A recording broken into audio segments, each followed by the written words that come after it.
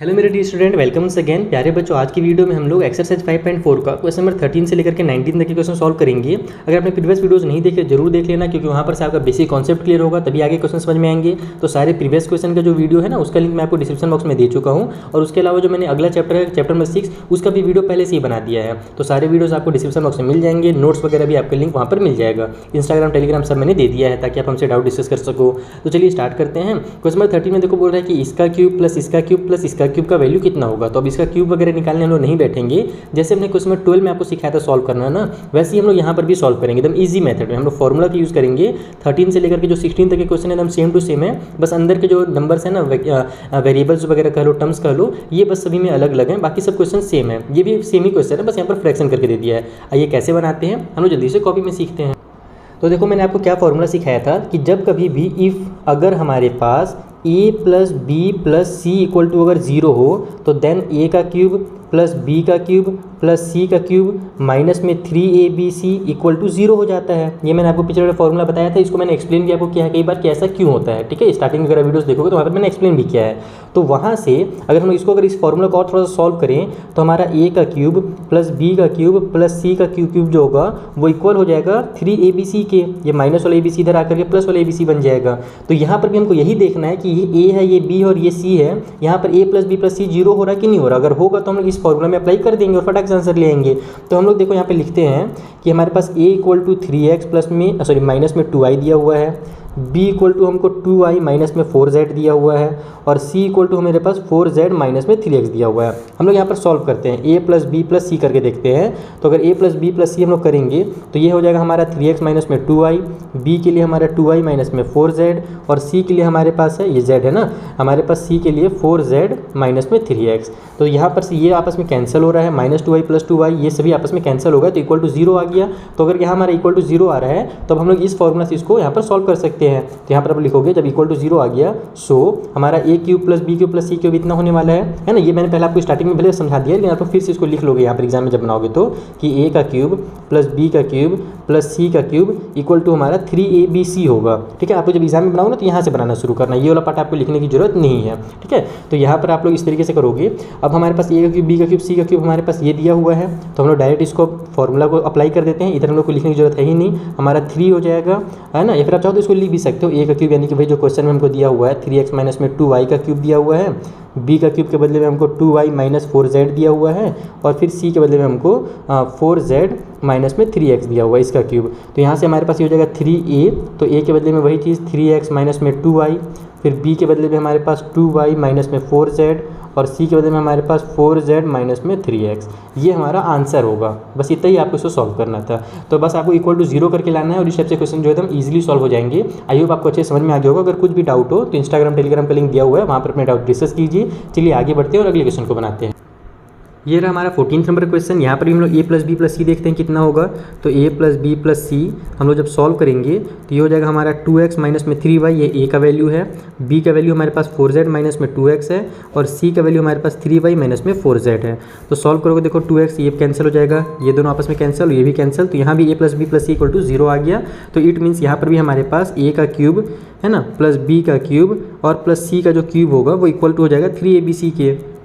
तो 3 लिख देता हूँ मैं। देखो फॉर्मूला वगैरह आपको जैसे मैंने इस वाले क्वेश्चन में समझाया वैसे डिटेल में आप लिख लेना एग्जाम में। मैं फटाफट इसलिए बना रहा हूँ क्योंकि मैं एकदम आज सुबह से एकदम बहुत ज़्यादा वीडियोस बना चुका हूँ। मैंने जैसे कि आपसे प्रॉमिस किया था कि चैप्टर नंबर 5 के वीडियोस आपको मैं बहुत स्पीड में प्रोवाइड कराऊंगा, इसीलिए मैं जल्दी जल्दी लिख रहा हूँ ताकि आपका भी टाइम वेस्ट ना हो और मेरा भी टाइम वेस्ट ना हो, क्योंकि मुझे आगे भी बहुत सारे भी क्लासेस लेने हैं। तो ये हो जाएगा हमारे पास a, फिर यहाँ पर हमको b के बदले में ये वाला दिया हुआ है तो 4z माइनस में 2x, और फिर c के बदले में हमारा 3y माइनस में 4z। इस तरीके से हमको इसको सॉल्व करना था। तो मैं फटाक से आपका बस यही आपका आंसर ही होगा, है ना। जो भी हमको क्वेश्चन दिया हुआ है ना, जब ये ऑब्जेक्टिव क्वेश्चन में आता है तो उस टाइम आप लोग इतना सॉल्व भी नहीं करोगे। बस आप लोग यहाँ पर शुरू में 3 लगाओगे, ये वाला और ये वाला a b और c को उतार दोगे, आपका आंसर आ जाएगा। ठीक है, तो ऑब्जेक्टिव वाले क्वेश्चन में इतना लंबा चौड़ा बिल्कुल भी सॉल्व मत करना। चलिए अगले क्वेश्चन को बनाएं।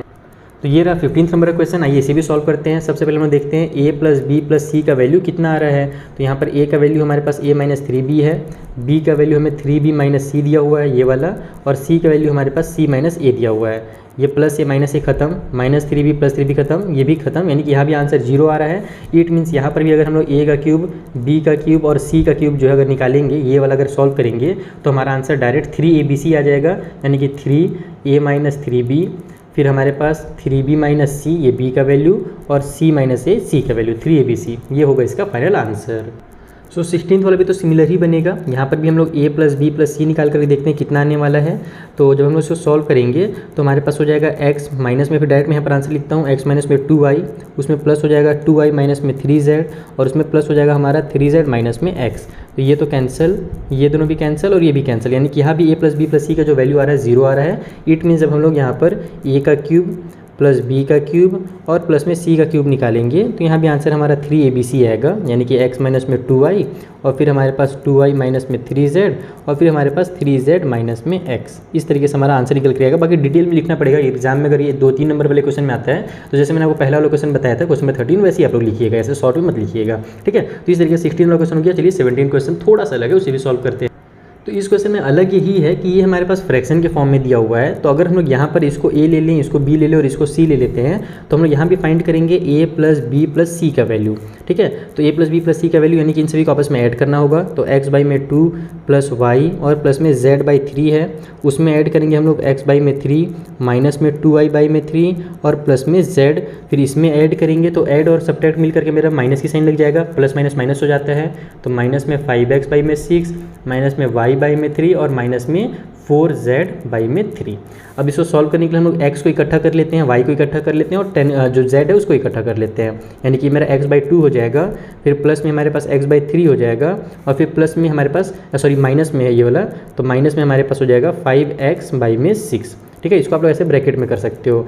अब y वाले को हम लोग सॉल्व करते हैं तो प्लस में हमारे पास y है, ठीक है, उसके बाद माइनस का 2y बाई में 3 है और फिर y वाला यहाँ पर है माइनस में y बाई 3। उसके बाद फिर प्लस कर लेते हैं z वाले को, तो ये हो जाएगा हमारा z बाई 3 प्लस में हमारा ये वाला z और फिर माइनस में हमारे पास 4z बाई में 3 है। इस तरीके से सॉल्व करके देखना, आपका आंसर 0 कन्फर्म में आएगा ही आएगा, तभी ये सॉल्व होगा। तो यहाँ पर जब हम इसको सॉल्व करते हैं तो 3 2 जो हमारा एलसीएम नीचे में तो 6 ही हो जाएगा इन सभी का, नीचे में 6 लिख लो, ऊपर में हमारे पास इसको जब 6 को 2 से डिवाइड देंगे तो 3 आएगा, ऊपर में 3x बन जाएगा, 6 को 3 से डिवाइड देंगे तो 2 आएगा, तो ऊपर में 2x बन जाएगा और ये माइनस का 5x तो पहले से है तो इसको उतार लो, ठीक है। इस साइड हम लोग देखते हैं क्या होने वाला है, तो यहाँ 3 3 है तो नीचे में 3 एलसीएम हो जाएगा, तो यहाँ पर नीचे में जो 1 है उसको डिवाइड देंगे तो 3 आएगा, ऊपर में 3y हो गया, फिर माइनस में 2y हो गया और ये माइनस का y रहेगा क्योंकि इन दोनों के नीचे 3 3 है तो 3 से 3 को डिवाइड देते हैं तो 1 आता है। उसके बाद फिर प्लस की साइन लगाओ, यहाँ पर नीचे में 1 है तो 3 1 और 3 का एलसीएम जो होगा वो फिर से 3 हो जाएगा, 3 को 3 से डिवाइड देंगे तो 1 आएगा, उस 1 का z से मल्टीप्लाई करेंगे तो z आ जाएगा, फिर 3 को 1 से डिवाइड देंगे तो 3 आएगा, ऊपर z से मल्टीप्लाई करेंगे तो 3z हो जाएगा, फिर 3 को 3 से डिवाइड देंगे तो 1 आएगा, ऊपर मल्टीप्लाई करेंगे तो माइनस का 4z ही रहेगा, ठीक है। ये z है ना, 42 नहीं, ये ध्यान रखना। अब अगर इसको सॉल्व करते हैं तो ये हमारा प्लस का 5x और माइनस का 5x, यानी कि ये हमारा तो 0 होने वाला है, 5x माइनस जब होगा तो 0/6 आ जाएगा और 0 डिवाइड बाई 6 इक्वल टू 0 होता है, तो यानी कि यहाँ पर मेरा 0 आ जा रहा है। उसी तरीके से इधर भी देखो हमारा माइनस का 2y और माइनस का y माइनस का 3y हो जाएगा, प्लस 3y माइनस 3y 0 हो गया तो 0/3 फिर से 0 हो जा रहा है और यहाँ पर वही होगा, प्लस प्लस हमारा 4z हो जाएगा और माइनस 4z, यानी कि ऊपर में 0 डिवाइड बाई 3 यहाँ भी 0 हो गया, यानी कि 0 आ रहा है।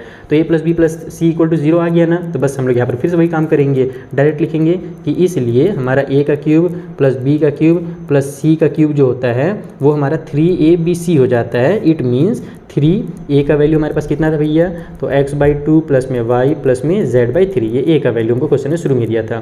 फिर b का वैल्यू कितना दिया था, तो x बाई में 3 माइनस में 2y बाई 3 और प्लस में z दिया हुआ था। और उसके बाद फिर c का वैल्यू कितना दिया हुआ था, तो माइनस का 5x बाई में 6 माइनस में y बाई 3 और माइनस में 4z बाई 3 दिया हुआ था। तो इस तरीके से आपका फाइनल आंसर निकल कर के आएगा, बस आपको 0 ला करके दिखा देना है टीचर को और कुछ नहीं करना इस क्वेश्चन में। तो 17 तक के क्वेश्चन आई होप आपको समझ में आ गए होंगे। चलिए जो 2 क्वेश्चन बचे हुए हैं जल्दी से उनको भी सॉल्व करते हैं। तो देखो 18th वाले में हमसे बोल रहा है कि x का क्यूब y का क्यूब माइनस 12xy प्लस में 64 का वैल्यू फाइंड कीजिए अगर x plus y equal to -4 है। और अगले वाले क्वेश्चन में हमसे बोल रहा है कि a plus b plus c equal to 0 है, तो प्रूव कीजिए इसका जो वैल्यू होगा इक्वल टू 3 होगा। NCERT एग्जाम्पल बुक से, यानी कि इंपॉर्टेंट क्वेश्चन है। आइए दोनों को हम सॉल्व करते हैं जल्दी जल्दी। तो देखो ये हमारा क्वेश्चन है, सबसे पहले हम लोग को दिख रहा है कि ये हमारा क्यूब वाला फॉर्मूला बन रहा है, तो हम इसको फॉर्मूला में कन्वर्ट करेंगे। कैसे कन्वर्ट करेंगे वो समझो। यहाँ पर ये x का क्यूब है, y का क्यूब है, 64 को पहले लिख लो और माइनस 12xy को बाद में लिख लो, तो ये बन जाएगा हमारा x का क्यूब प्लस में y का क्यूब, ठीक है। 64 को हम लोग क्या लिख सकते हैं भैया, तो 4 का क्यूब लिख सकते हैं। और उसके बाद फिर हमारे पास हो जाएगा माइनस में 3abc बनता है ना, तो 3 इंटू x इंटू वाई और इंटू हमारे पास c के बदले में 4 है। तो अगर इसको सॉल्व करोगे तो 4 3 12 आ जाएगा और xy उतर जाएगा। तो अब ये ये हमारे पास फॉर्मूला के टर्म पे आ गया। अब हम लोग जानते हैं फॉर्मूला के टर्म पे हमारा जब आ जाता है तो हम उसको फॉर्मूला लगा देते हैं। तो a का क्यूब प्लस b का क्यूब प्लस c का क्यूब माइनस 3abc का फॉर्मूला क्या होता है? तो a plus b plus c होता है। शुरू से मैंने पूरे क्वेश्चन हम लोग यही फॉर्मूला पढ़े हुए हैं, तो मैं दोबारा से पे फॉर्मूला नहीं लिख रहा हूँ। अगर मैं फॉर्मूला लिखूँगा तो उसमें आपकी बेइज्जती हो जाएगी, क्योंकि आपको अभी तक फॉर्मूला अगर याद नहीं हुआ तो सच्ची में ये बेइज्जती वाली बात है, क्योंकि शुरू से हम लोग यही फॉर्मूला पढ़े हैं। तो a plus b plus c होता है, तो ये a है, ये b है और ये c है। तो x प्लस में y प्लस में 4 हो जाएगा। फिर हमारे पास a का स्क्वायर होता है, तो x का स्क्वायर प्लस b का स्क्वायर होता है तो y का स्क्वायर प्लस c का स्क्वायर होता है तो 4 का स्क्वायर हो जाएगा। फिर माइनस में हमारे पास ab होता है तो x इंटू वाई हो जाएगा। फिर माइनस में bc होता है तो हमारे पास y इंटू 4 हो जाएगा, ठीक है। और उसके बाद फिर हमारे पास माइनस में ca होता है तो 4 इंटू एक्स हो जाएगा, इस तरीके से। अब देखो हमारे पास क्या दिया हुआ था, हमको दिया हुआ था x plus y equal to -4 दिया हुआ था ना। इस -4 को अगर अपन इधर ले आए तो x प्लस वाई और ये -4 इधर आकर के +4 हो जाएगा, इक्वल टू 0 आ जाएगा। यानी इसका जो वैल्यू है वो इक्वल टू 0 है अकॉर्डिंग टू क्वेश्चन। तो यहाँ पर इसका वैल्यू हम लोग क्या करेंगे, 0 पुट कर देंगे। तो ये हो जाएगा 0 मल्टीप्लाई में x square plus y square plus में 16 माइनस में एक्स वाई माइनस में 4y और माइनस में 4x। और जब हम लोग 0 से किसी का भी मल्टीप्लाई करते हैं तो इक्वल टू 0 ही आता है, यानी कि इस पूरे इक्वेशन का जो सॉल्यूशन होगा वो 0 होगा। तो इस तरीके से आपको इस क्वेश्चन को सॉल्व करना था। चलिए प्रूव वाला जो लास्ट क्वेश्चन बचा उसे सॉल्व करते हैं। बाकी अगर आपको मेरा एफर्ट पसंद आ रहा हो, मेरे वीडियो अगर आपको अच्छे लग रहे हो तो अपने फ्रेंड से जरूर शेयर कीजिए, ताकि मुझे भी थोड़ी मोटिवेशन मिल सके। चलिए बनाते हैं अगले क्वेश्चन। तो देखो लास्ट वाले क्वेश्चन हमसे क्या बोला था, a plus b plus c equal to 0 है और आपको ये वाला प्रूव करना है, ठीक है। इंपॉर्टेंट क्वेश्चन है, ध्यान से समझना। तो हम लोग क्या जानते हैं कि जब कभी भी वी नो, हम लोग ऐसे लिखेंगे कि हम जानते हैं हमारे पास जब a plus b plus c equal to जब 0 दिया हुआ रहता है, तब हमारा जो फॉर्मूला होता है a का क्यूब प्लस b का क्यूब प्लस c का क्यूब माइनस 3abc वो इक्वल टू 0 हो जाता है। और यहाँ से हम लोग जब इसको सॉल्व करते हैं तो हमारा a का क्यूब प्लस b का क्यूब प्लस c का क्यूब इक्वल टू हमारा 3abc आ जाता है। ये माइनस और इधर जाकर के प्लस में कन्वर्ट हो जाता है। इतना तो आपको पता है, पिछले वाले क्वेश्चन हमने इसी टाइप से बनाए थे। तो अब यहाँ पर हम लोग को ये वाला लेफ्ट में है और ये राइट में है, तो हम लोग क्या करेंगे, लेफ्ट से सॉल्व करते हुए राइट में जाएंगे। हम लोग लिखेंगे लेफ्ट हैंड साइड।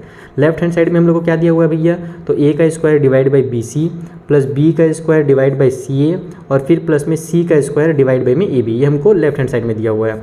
अगर अपन इसको सॉल्व करते हैं तो हमारे पास नीचे में बी सी सी ए और ए बी तीनों हैं, यानी कि हमारा जो एलसीएम होगा वो ए बी और सी हो जाएगा। अब हम लोग क्या जानते हैं कि जो भी एलसीएम आता है उसको नीचे डिवाइड करते हैं और ऊपर मल्टीप्लाई करते हैं। तो ए बी सी को जब हम लोग बी सी से डिवाइड देंगे तो बी सी से बी सी कट हो जाएगा, ए बच जाएगा। ए का ऊपर वाले ए का स्क्वायर से मल्टीप्लाई करेंगे तो ए का क्यूब आ जाएगा, क्योंकि ये ए के पावर में 1 है और ए के पावर में 2 मिल करके ए के पावर में 3 बना लेंगे।